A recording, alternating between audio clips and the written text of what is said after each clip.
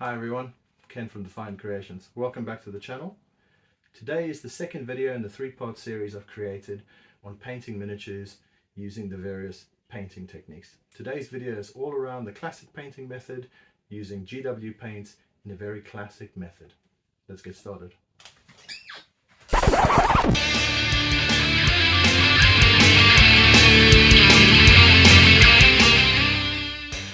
For this video we're going to take the second Space Marine model that I cleaned up and stripped off all the old paint.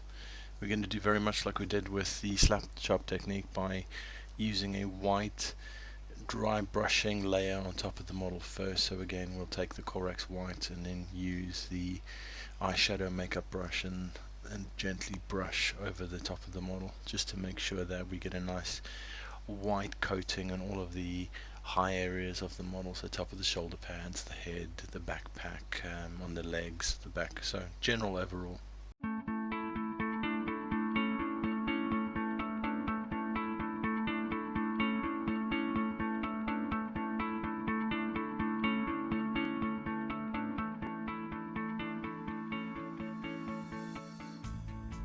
Now that the first layer of the Corax white is done and dry on the model, we can get ready to start painting the Cantor blue layer all over the model.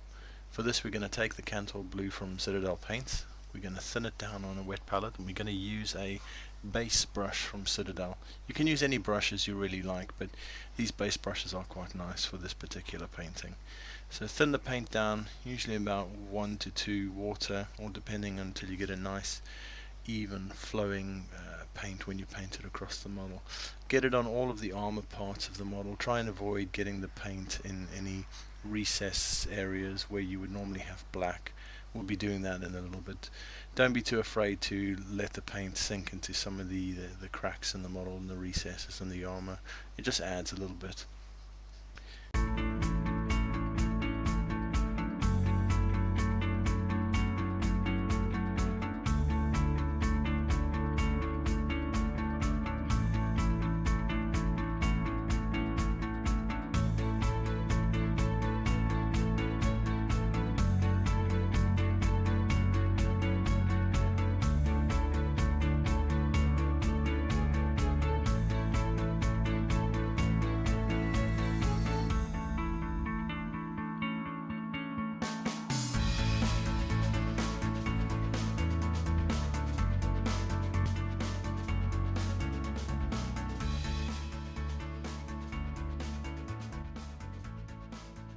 As you're painting, you'll see the paint will start to dry around the model, and just keep your eye open for any areas that have gone quite light where you need to add a second coating.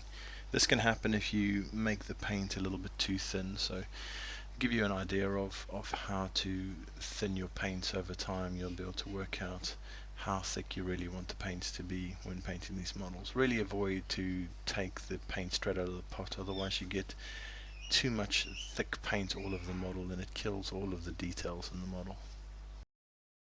Once we've got that Cantor blue layer done all over the model, it's time to do some of the black recess painting using Abaddon black. So thin down a little bit of Abaddon black with some water and use a layer brush or any brush that's got a nice point that you can use. Be a little bit careful when painting these areas. You don't want to get any of the black on the blue armor. It's quite a good technique to hold your breath when painting some of the areas so that you can get a little bit more stillness to your hand when painting. Get in all of the recess areas, try get under the arms and everywhere where there's black, and don't forget obviously to make sure the gun is nice and black all over so we can do some of our dry brushing later.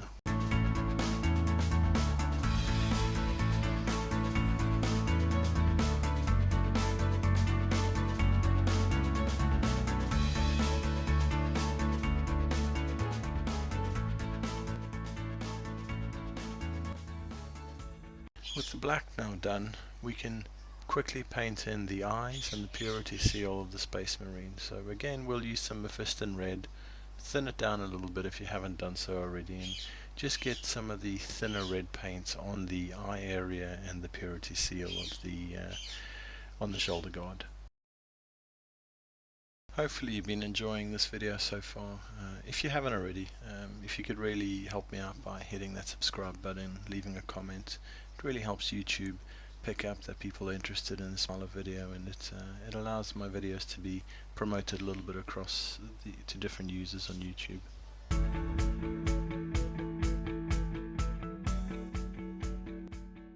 The next bit that we're going to look to paint will be the back pouches and the belt again from the model. So we'll use the Rhinox hide base paint, thin it down with some water again, and paint both the belt area around the model. These are ultramarines we are painting, not Raven Guard, just in case you were wondering with all the bird sounds in the background.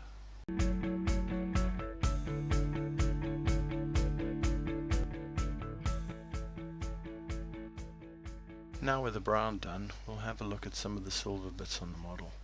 In the first video we didn't really paint a lot of the silver stuff on the backpack of the actual ultramarine. So today what we'll do is we'll paint the backpack area silver, and we'll also paint the belt buckle. We'll use the base paint lead belcher and not only get the small little bits of silver painted.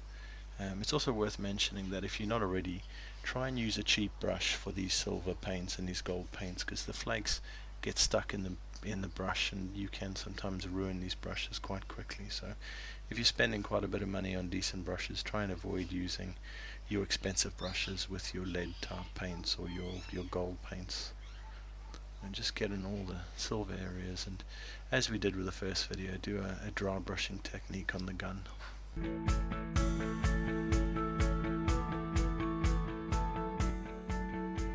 The next bit of metallic painting we need to do is the gold again, as we would do on the shoulder guard. So using our same brush that we used for the silver, clean off all the silver paint and get on the shoulder pad area some of the gold paint, and the chest piece Aquila on the Space Marine, and don't forget the Aquila on the bolt gun.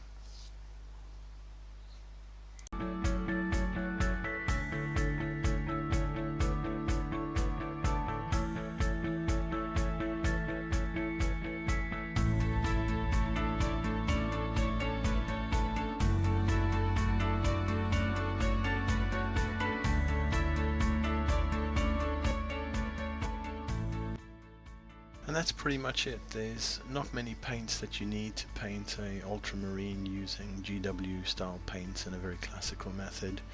As long as you thin your paints down to a nice thin level and don't get too much paints in the wrong areas, you can end up with a model that looks quite nice.